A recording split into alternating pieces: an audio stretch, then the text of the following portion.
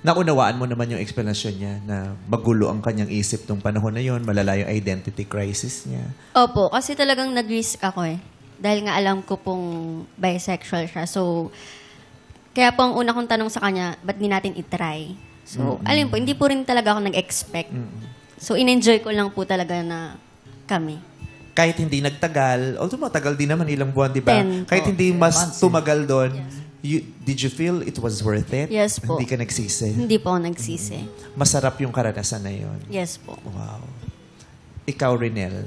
Masayang-masaya po. Parang hindi po ako makakapunta sa kung ano talaga ako kung hindi ko siya nakilala o hindi ko pinasok yung sinubukan namin na relasyon. Relasyon. No? Pero ngayon, Renel, meron ka ng partner. May nakakausap lang po. After Cristel, hindi ka pa relasyon? Wala pa naman po. So, Hindi. Gano'n na ba katagal yung relasyon yung natapos? 2020 po nagtapos. 4 years. Yeah. 4 years na 4 siyang years na. single. O di ba minamadali yan? Di naman kinakailang buwan-buwan o taon-taon may boyfriend ka o Yes. girlfriend ka. Oo. Enjoy life. Yeah. Sa lahat ng mga atat na atat, somehow you must realize na Yun. Minsan- Na-realize na may nalaglag na mic. may magulo talagang mic.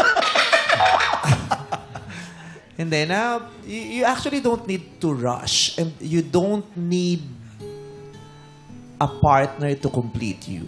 You're actually already complete. And just have to realize that you are complete and enjoy yourself. Diba? Pray. Pray. Mag-pray ka. Oo, enjoy yourself. Enjoy the company of your friends, your family. Diba? Pero wala rin masamang mag-meet ng mga bagong tao. Pero don't put so much pressure on yourself na kailangan ako magka-jowa. Tagal ko nang walang jowa. Diba? Lalo kang masa-stress dyan. Okay? So now, ang ganda-ganda naman ng samahan ninyo. May pagkakaunawaan kayo. Walang bigat, walang puot, walang galit. Hindi Wala po. bitter. Sapat ang pag-unawa sa isa't isa. Opo.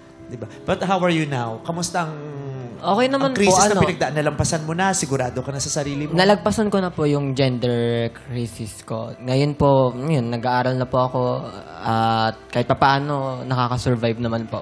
Oo. Everyday. May inspirasyon ka? Kaya. Magulang ko na po eh. Magulang.